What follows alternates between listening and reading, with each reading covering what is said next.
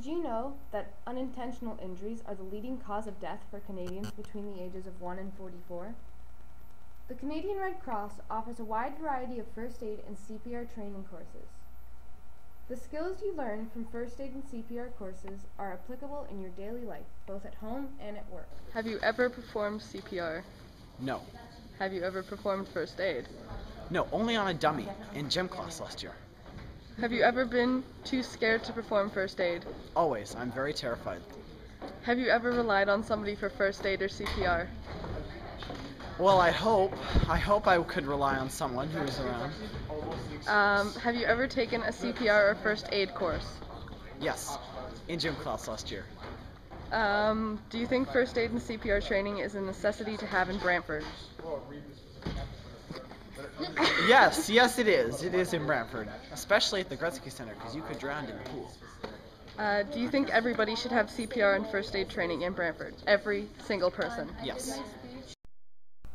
There are many first aid and CPR courses offered through the Red Cross. There is standard first aid and CPR, emergency first aid and CPR and AED training. There are also advanced first aid courses such as first responder, emergency medical responder, and oxygen administration. There are also specialty first aid courses for child care first aid and CPR, wilderness and remote first aid, advanced wilderness and remote first aid, and marine basic first aid. The other training program that is very important is CPR and first aid in a workplace. So Allison, what do you want for dinner? Anything specific? Are you okay? Are you choking? Here, can I help you? Please, let me help you. Come on, let me help you. Ow. Are you okay? I'm alive.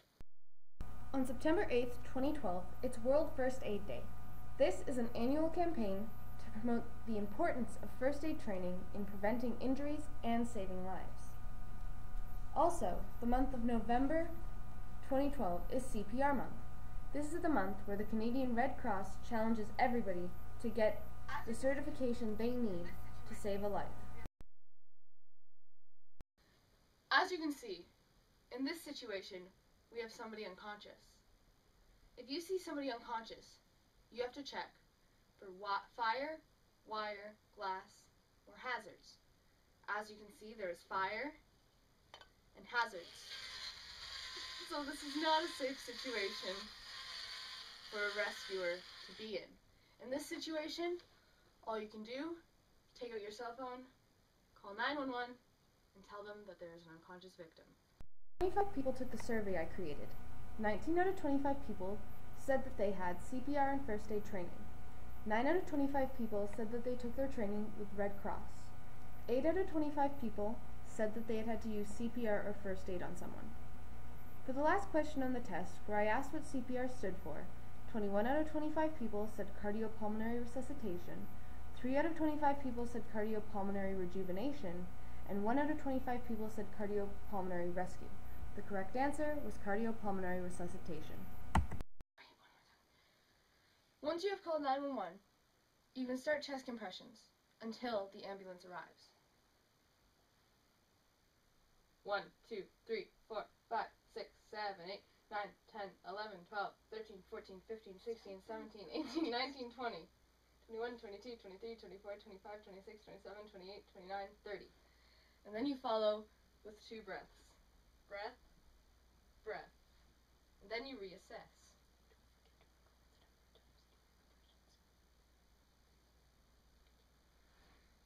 Then you repeat these steps until EMS arrives or until the person becomes conscious. And if they Coming up in Brantford on December 17th and 18th, there is standard first aid and CPR training.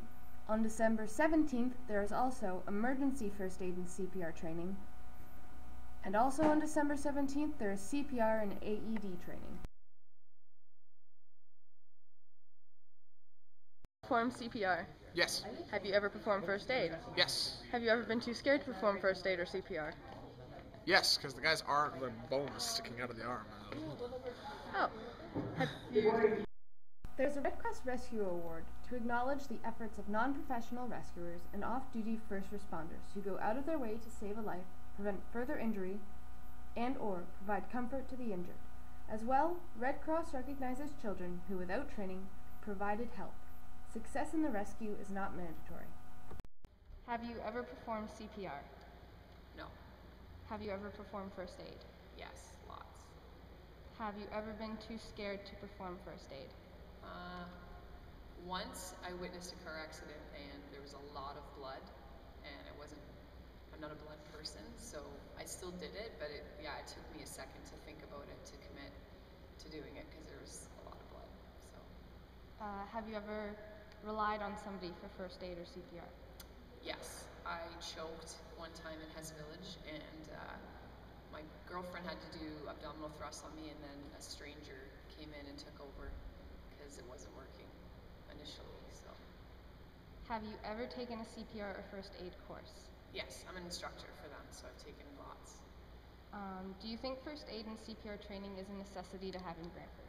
Absolutely. I think every high school student should be certified in CPR and first aid. Do you think everybody, like adults and high school students, should have CPR training? CPR? Yes, definitely. I think it's pretty neat with the AEDs in every public building, but at some point you might have to use CPR on a loved one. So yeah, the more you know about it, the better. Is it hard as a teacher to stay confident and strong during a first aid or CPR emergency?